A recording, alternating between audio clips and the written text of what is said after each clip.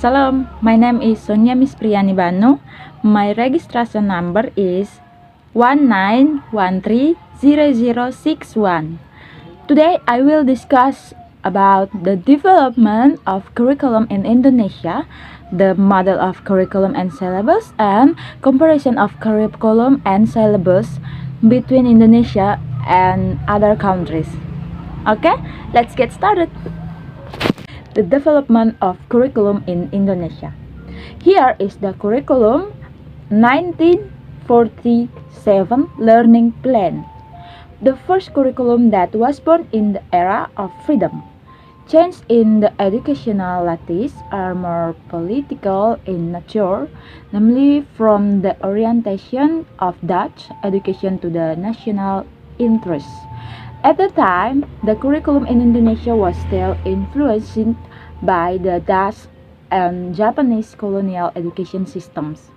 Education priorities character or behavior, values attitude, including awareness of the states of society because the atmosphere of national is life at that time was still in the spirit of fighting for independence. Education as development conformist emphasis more on the formation of Indonesian human character that was independent and sovereign and or par with other nations on earth. The initial curriculum formed in 1947 was named the 1947 Learning Plan. The beginning of the curriculum was formed in 1947 called the 1947 Learning Plan. This curriculum refers to the curriculum used by the Dutch because they were in a state of rebellion to gain Indonesian independence. The main characteristic of this curriculum is to shape human nature so that it can be on an equal footing with other nations. The second is Curriculum 1952 Learning Plan or Rencana Pembelajaran Terurai. After the 1947 lesson plan, modifications were made in 1952. This curriculum has led to the national education system. The most prominent feature of this curriculum is that its lesson plan must pay attention to the content of lessons related to everyday life. The goal is that children who are unable to continue their education can go straight to work. In the development of the 1952 learning plan, a teacher who teach one subject. Next, Curriculum 1964 Educational Plan. At the end of Sukarno's administration, the educational curriculum was changed to the 1964 Education Plan. The issue that developed in the 1964 Education Plan was the concept of active, creative, and productive learning. The 1964 Education Curriculum Plan was born in 1964, which focused on the development of morality, intelligent art skills, and physical development, which was later known as Pancawardana. Pancawardana called for five groups of fields of study, namely moral development, intelligent, emotional or artistic, craft or skills, and physical. It means that students are given the freedom to practice activities in the fields of culture, art, sport, and games according to their interest.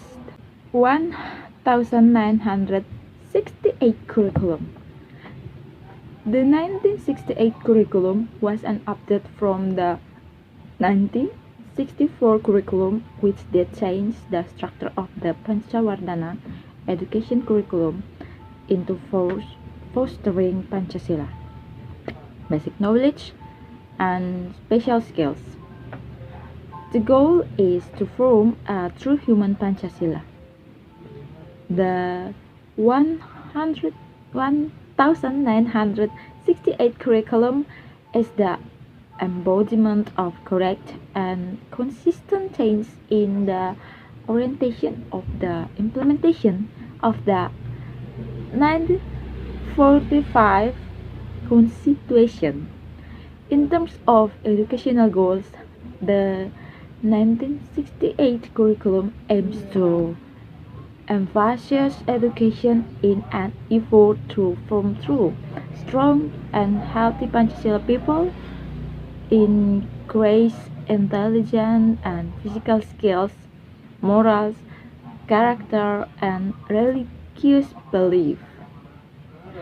The content of educational activities are directed at increasing intelligence and skills as well as developing physically and politically strong. An example of the application of this method is the method of learning misspellings when learning to read to both students, psychology, and knowledge.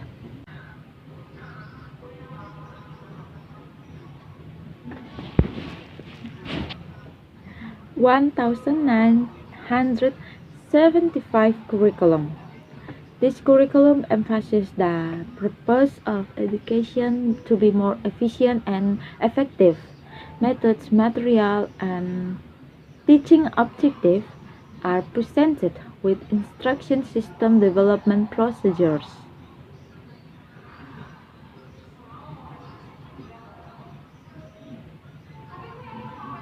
Each unit must present general instruction, specific instructional objective, subject matter, media, teaching, and learning activities and evaluation.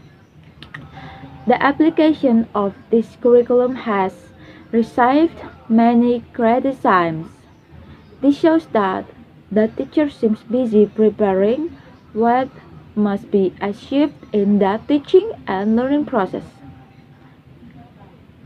In this case, the government formulates goals that must be mastered by students, better known as hierarchical education goals. The system always leads to the achievement of specific goals, measurable, the formulate in the form of students' behavior.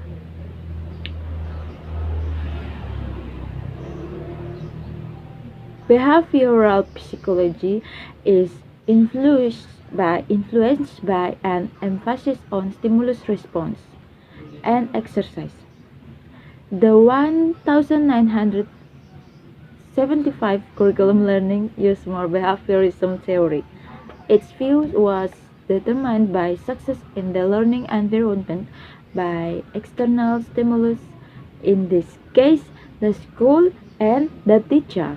Next, curriculum 1984. This curriculum uses a skill approach that emphasizes teaching and process.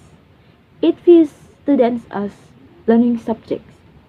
This curriculum views the provision of learning experiences to students in a very limited study time at school becomes truly functional and effective.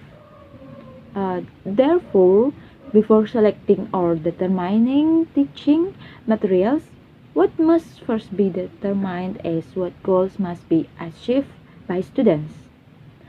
Students are directed to observe, classify, discuss, and report on the object they learn. This model is called the CBSA, Students Active Learning Model. CBSA is a teaching approach that provides opportunities for students to be actively involved physically, mentally, intellectually, and emotionally, with the hope that students get the maximum learning experience, both in cognitive, affective, and psychomotor aspects. Next, 1994 curriculum. The 1994 curriculum elaborate the 1975 curriculum and the 1984 curriculum, which take into account the objective and process. Therefore, it affects the learning time distribution system. The semester system was changed to quarterly. This is expected to provide opportunities for students to master many subject matter. Unfortunately, the implementation of the 1994 curriculum caused some problems in society due to the large number of subject matter. National and local subjects, students face a high burden. The subject matter is considered less relevant to the level of students' thinking development. Competency-based curriculum. Competency-based curriculum is a set of plans and rules about competency that must be achieved by students.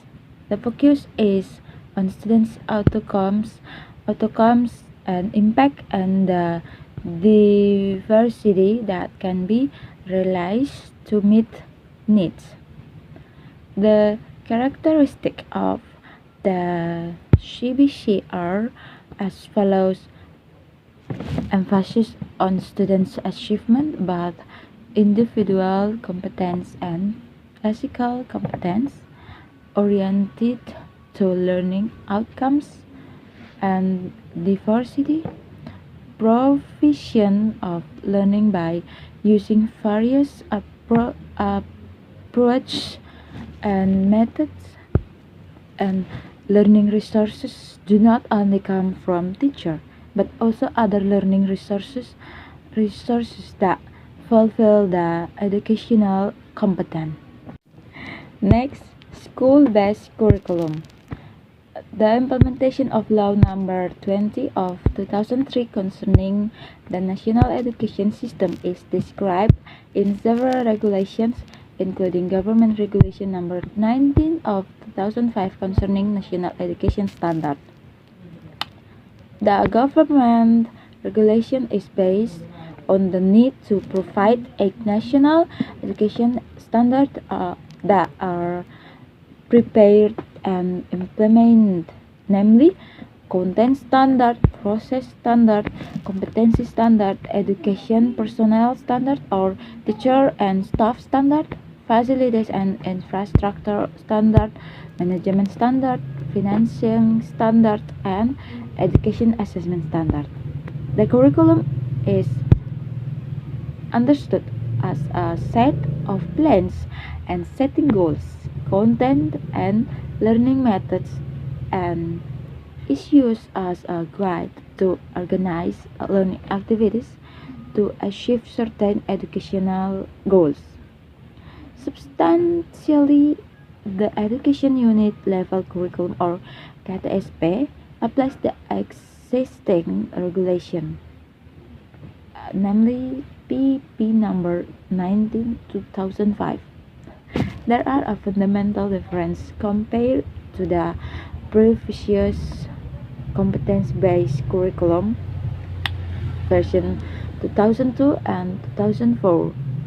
The schools are given full authority to plan education with predetermined standards, starting from the goals, vision, mission, structure, and content. Curriculum, study load, educational calendar to syllabus development.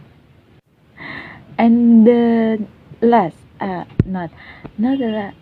I mean, the last in curriculum of development is 2013 curriculum or K13 is actually an extension of CVC in several components. Mm, the main objective of this curriculum is to form people who believe in God Almighty, have noble character, are confident, are successful in learning, are responsible citizens, and positive contributors to civilization. This framework has been supported by Government Regulation Number 32 of 2013, Received Government Regulation Number 19 of 2005 concerning National Education Standard. K13 is a value curriculum that is equipped by character building. The learning paradigm includes direct and indirect learning models. And indirect learning models refer to KL1 and KL2. The two competencies do not have specific learning materials because they are integrated in the cognitive and psychomotor domains. Basic competence, which is abbreviated as basic competence, becomes a reference for teachers to develop achievement indicators. Okay, next we talk about the model curriculum and syllabus. There are three curriculums design models like subject-centered, learner-centered, and problem-centered design. The curriculum models include goals, objectives, content, process, resources, and means for evaluating our planned learning experience for students both inside the outside the school and community through classroom teaching and relay program. There are at least three keywords that can be identified in the definition, namely objectives, like what do students need to achieve in end of the educational program, and content, like courses are offered as a means to a desired end. Assessment, a tool to measure whether the intent goals have been achieved. And next, we have the syllabus, model of syllabus. Syllabus defines how teaching and learning are planned and measured. Syllabus is a learning plan for a particular subjects and groups or subjects or theme, which includes competency standard, basic competence, learning subject or materials, learning activities, indicators of competency achievement for assessment, time allocation, and learning resources. Here is a model of syllabus. Okay, next, the comparison of curriculum and syllabus between Indonesia and other countries. And in here I compare the curriculum and syllabus between Indonesia and Singapore. The first is curriculum implication in Singapore. Education reform in Singapore has grown as a model to support educational advancement in Singapore. Singapore, as well as success that can affect the economy, development, politics, and social, thus uniting from several ethnic groups and races included in Singapore. Education in Singapore places too much emphasis on result and process, but ignore aspects of character and lacks attention, resulting in a hedonistic society and capitalism. The 21st century framework guides the development of course syllabus and teaching materials. The school also used the framework of design curricular and co-curricular programmers that will help students develop the required competency. Every school in Singapore offers a variety of learning experience to develop students holistically through co-curricular programming and outdoor education. Students can develop their interested and talents in music, arts, and sports, and their own leadership skills and social and emotional competency.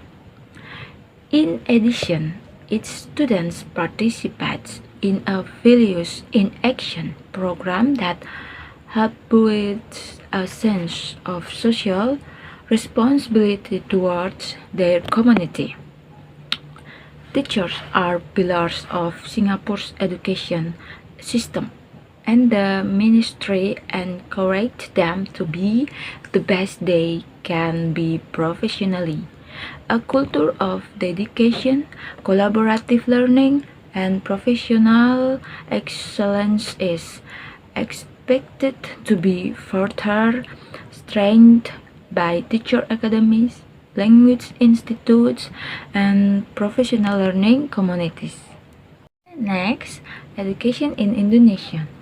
Education in Indonesia has advanced. Indonesia is very wide and consists of several islands, and education policy holders are constantly changing, flowing change in government. So, education cannot develop rapidly like neighboring countries.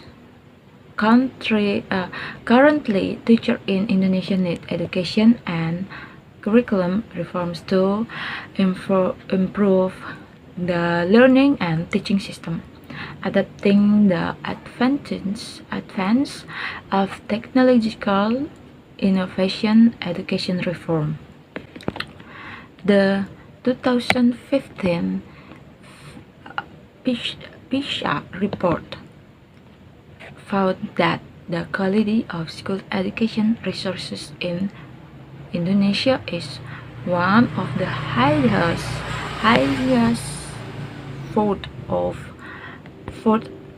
out of 69 among countries. However, this does not mean that schools in Indonesia have everything they need. Some areas are still under-equipped. Primary and secondary education, which is the foundation of Indonesia's knowledge sector, should be improved regarding reading. The 2015 PISA results show that Indonesia is still struggling without skilled students who leave compulsory education. Universities in Indonesia will not be able to develop their research programs and improve their international position. The report points to the same educational programs against, namely content orientation and memorization, promoted by the structure of Indonesia's national examination, and the lack of linking textbook knowledge to reality by discussion experimentation. The foundation that need The foundation that need the attention of teacher in thematic learning include philosophical foundation, psychological foundation, and practical foundation.